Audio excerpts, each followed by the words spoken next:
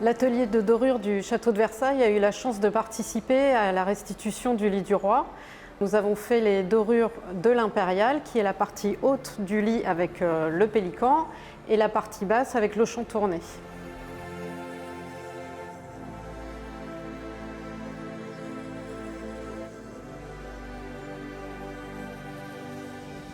L'impérial a été sculpté en tilleul. On a commencé en recevant les morceaux à l'atelier à dégraisser les morceaux de bois pour enlever toutes les traces de gras qu'il peut y avoir.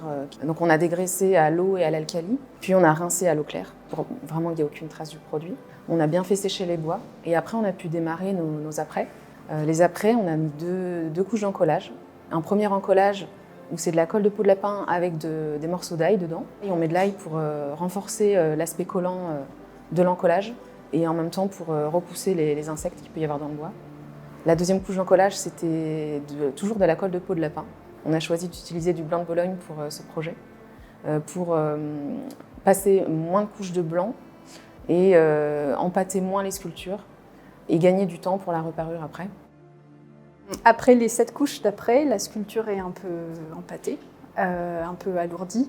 Et on procède à l'étape suivante qui s'appelle la reparure. On vient travailler avec nos fer à reparer, qui sont un peu l'équivalent des gouges des sculpteurs. On va venir resculpter, regraver, essayer de redonner de la nervosité aux ornements, se réinscrire dans les gestes des sculpteurs. Nos outils sont des outils qui sont un peu complémentaires à ceux des sculpteurs, qui se répondent pour pouvoir retrouver les lignes originelles.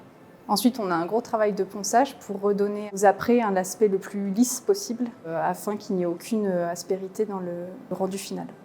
Après avoir fini la reparure, on a dégraissé l'alcool et on est passé au jaune d'encollage. Le jaune d'encollage, c'est de l'ocre, de la colle de peau de lapin et de l'eau. Ça permet de dégraisser aussi et surtout, on met bien dans les fonds parce que ça fait un effet trompe-l'œil si la feuille d'or craquelle dans le fond. Après le jaune, on a passé l'assiette. L'assiette, c'est un bol d'argile avec un peu de sanguine. On a fait un mélange d'assiette jaune, rouge et noire et en essayant de trouver un ton chaud qui réchaufferait l'or et un ton un peu orangé. L'assiette, on la couche parce qu'il ne faut pas que ça fasse d'épaisseur, donc on couche notre pinceau pour la passer. On l'a passée en 3 couches sur à peu près tous les dessus et sur les parties qui vont être brunies, on l'a passée 4 fois. Une fois qu'on a fini de passer l'assiette, on a chienné avec un chien, une espèce de brosse en poil de sanglier. Et ça enlève toutes les petites aspérités du dessus. Ensuite vient la partie de la pose de la feuille d'or que nous faisons avec un coussin à dorer, une palette, un couteau et un appuyeux. On travaille avec beaucoup d'eau. C'est une dorure à la détrempe qu'on fait avec un bel or qui est assez épais, qui fait 18 grammes pour 1000 feuilles et qui est d'une couleur assez chaude. Ça s'appelle un or AD, art décoratif, qu'on a choisi en fait pour se lier avec les ors présents dans la chambre du roi. Ensuite, après quelques heures après la pose de la feuille d'or, on va attendre que ça sèche un petit peu et on va passer la pierre d'agate. On va frotter avec la pierre d'agate pour faire des brunis. Donc c'est les brillants qu'on voit et donc on voit le rythme de mat et de brillant, ce qui permet à l'œil de lire les volumes pour que ça donne de la profondeur à l'objet. La patine, c'est un mélange de couleurs d'eau et de fiel posé au pinceau qui nous permet de donner un ton à l'or et cela nous permet en fait d'harmoniser les ors présents dans la chambre.